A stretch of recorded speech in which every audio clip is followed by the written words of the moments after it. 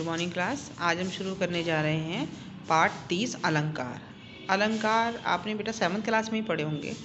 अलंकार जो होते हैं वो वाक्यों में नहीं होते हैं। जैसे दोहा चौपाई जो होती है उसमें हम अलंकार ढूंढते हैं। अलंकार का बहुत अपना आप में बहुत महत्व होता है और अगर आप उसको ध्यान से नहीं समझेंगे तो समझ में कभी भी नहीं आएगा और ना ही छाटना आएगा कि किस तरीके से हम इसमें अलंकार को हम ढूंढ सकते हैं। अलंकार का शब्द का अर्थ होता है आभूषण या गहना। जिस प्रकार आभूषण पहनने पर महिला सुंदर प्रतीत होती है, उसी तरीके से काव्य के अंदर अलंकार का होना उसकी सुंदरता को बढ़ाता है।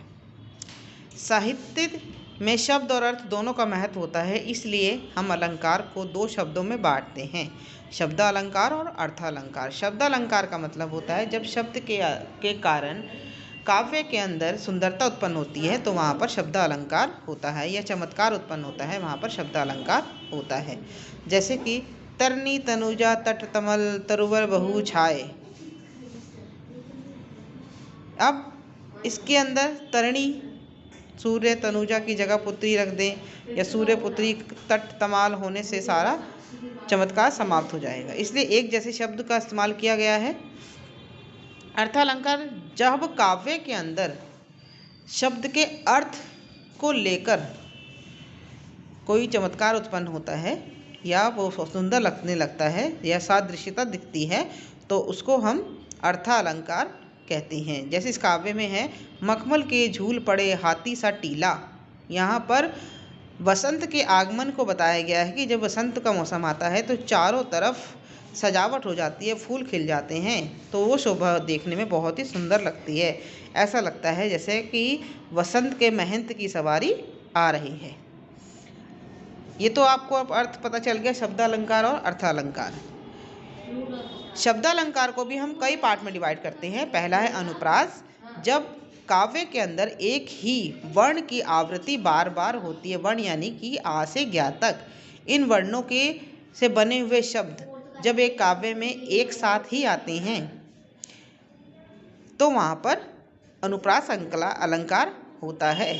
जैसे आपने यहाँ पढ़ा है कालिंदी कूल कदम की डारन कानन कुंडल मोर पंख उर्पे बरमल बिराजती है। मुदित महीपति मंदिर आए चारु चंद की चंचल किरणें। यहाँ पर चा वर्ण की, मा वर्ण की, का वर्ण की आवृत्ति हो रही है 2-3 बार, तो यहाँ पर अनुप्रास अलंकार होगा। उसके बाद आता है यमक। यमक का मतलब होता है जब एक ही शब्द काव्य में 2 बार आता है लेकिन उसका अर्थ दोनों बार अलग होता है। पहले शब्द का अर्थ अलग होगा, दूसरे शब्द का भी अलग होगा, तब वहाँ पर यमक अलंकार होता है। उदाहरण के लिए काली घटा का घमंड घटा, मतलब घटा यानी एक तो घटा वो है जो आसमान में बादल आ जाते हैं, काले बादल छा जाते हैं तो हम कहते हैं ना घटा आ गई वो, और दूसरी घटा का मतलब होता है खत्म हो जाना, माइनस हो जाना, आधा हो जाना, यानी कि उसका अस्तित्व खत्म हो गया। ऐसे ही होता है कनक कनक कनकते सौगिनी मादकता अधिकाए जा पाए बैराए जग वा पाए बैराए। यहाँ पे कनक कनक से मतलब है एक कनक है धतूरा और दूसरा कनक है सोना। दोनों के होने पर व्यक्ति मदहोश हो जाता है, उसकी मादकता में खो जाता है और सामने वाले को कुछ नहीं समझता। तो यहाँ पर कनक, दोनों कनक का अलग अलग अर्थ है।